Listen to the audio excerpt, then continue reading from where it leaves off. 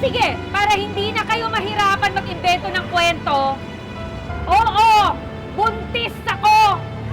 At si Lando ang tatay! Sa tingin nyo ba may pake ako? Ha? Hindi naman kayo nagpapakain sa akin! Oo, hindi kami nagpapakain sa'yo. Kasi yung pamilya ni Cherry ang pineste mo. Wala kang patawad. Ah, ganun ha? Mga chismosa kayo. Chismosa kayo. Mga chismosa kayo! O ano? Ha? Ayaw niyo tumigil? Ayaw niyo tumigil, ha? Ayaw niyo tumigil? Ha? Peste! Madel! Tama na!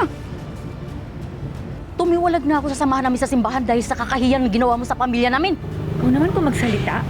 Parang akala mo naman, ako lang may kasalanan. Ha? Bakit? Binantis ko ba sarili ko? Sige. Di na kita sisingilin sa bahay mo sa renta. Kailan ka alis?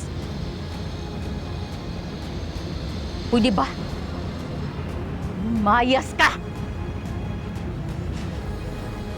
Kapal na mukha mo!